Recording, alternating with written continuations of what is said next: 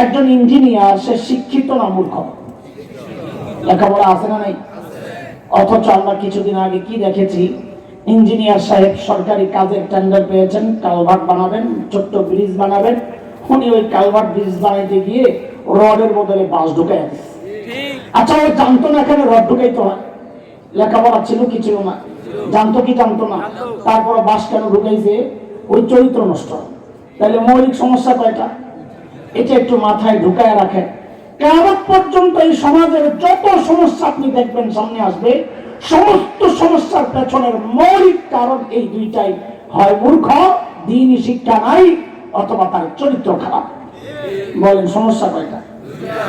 মৌলিক এই দুই সমস্যা ঠিক করার জন্য, মোকাবেলার জন্য, সমাধানের জন্য আল্লাহ সুবহানাহু ওয়া তাআলা সর্বশ্রেষ্ঠ রাসূল সাল্লাল্লাহু আলাইহি ওয়াসাল্লামকে মৌলিক দুইটা সমাধান দিয়ে দুনিয়ায় পাঠিয়ে দিয়েছেন। বলেন সমস্যা কয়টা? সমাধান একটু মুখস্থ করা লাগবে, তাহলে সামনের কথা বুঝে আসবে ইনশাআল্লাহ। বলেন সবাই, সমস্যা কয়টা? সমাধান। আবার বলেন সমস্যা কয়টা? সমাধান। এটা একটু মাথায় ঢুকায় নেন। কিয়ামত পর্যন্ত যত সমস্যা আসবে, সমস্ত সমস্যার মূল সমস্যা কারণ ওই দুইটা, যেমন সমাধান ওই দুইটাই। যে দুই সমাধান দিয়ে আল্লাহ আমার নবীকে দুনিয়ায় পাঠিয়েছেন, এর বিকল্প রাস্তা খুঁজলে দুনিয়ার সমস্যার সমাধান কোনোদিন হবে না। তো বলেন সমস্যা কয়টা? সমাধান। আল্লাহর হাবিব নবুয়ত পেয়ে ঘোষণা দিলেন, ইন্নামা বুইসতু মুআল্লিমা বুইসতু লিউতাম্মিমা মাকারিমাল আখলাক। নবী ঘোষণা দিলেন, আল্লাহ আমাকে শিক্ষক বানায়া দুনিয়ায় পাঠাইছেন। কি বানায়া? আমাদের নবী কি ছিলেন?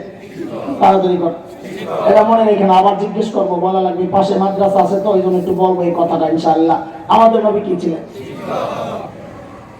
দুই নাম্বার নবী বলেন, আল্লাহ আমাকে সর্বোচ্চ উন্নত চরিত্র দিয়ে দুনিয়ায় পাঠিয়েছেন। কেন? আমি যেন ওই বর্বর চরিত্রহীনদের পেছনে মেহনত করে করে ওদেরকে মানব ইতিহাসের শ্রেষ্ঠ চরিত্রবান মানুষ বানাতে পারি। বলেন সমস্যা কয়টা? সমাধান। একটু ছোট্ট করে বলেন তো, আমাদের নবী কি ছিলেন? কি ছিলেন? আবার বলেন কি ছিলেন? শুনে কিছু কথা বলি, রাগ করেন না। না রাগ করবেন? আপনারা কি মনে করছেন রাগ করলে আমি বলা ছেড়ে দেবো?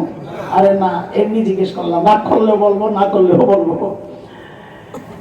আপনারা যারা মাদ্রাসা ওয়ালা না, মাদ্রাসায় পড়েন নাই, সম্পৃক্ত না, আপনাদের গর্বের উপলক্ষের শেষ নাই। কেউ ডাক্তার, তার গর্ব। কেউ ডক্টর পিএইচডি করা, তার গর্ব। কেউ ইঞ্জিনিয়ার, তার গর্ব। কারো ছেলে মেয়ে ইউরোপ আমেরিকায় থাকে, তার গর্ব। কেউ সমাজপতি, তার গর্ব। কেউ শিল্পপতি, তার গর্ব। কেউ জনপ্রতিনিধি, মেম্বার, চেয়ারম্যান, এমপি, তার গর্ব। কিন্তু আমরা এই মোল্লারা, যাদেরকে আপনারা খুব তাচ্ছিল্যের সাথে বলেন, এই মোল্লারা মানে যারা মাদ্রাসায় পড়াচ্ছি, এখানে কওমিয়া আলী আমি ভাগ করি না এই জায়গায়, অন্তত আমাদের গর্বের এত উপলক্ষ নাই। তবে ছোট্ট একটা উপলক্ষ আছে। সেটা কি জানেন? আমরা যেই লেখাপড়া করি, সেই লেখাপড়ার গোড়ায় শিক্ষক মুহাম্মদুর রাসূলুল্লাহ সাল্লাল্লাহু আলাইহি ওয়াসাল্লাম। যাই বলি না কেন, গোড়ায় পাওয়া যায় আমার নবীকে।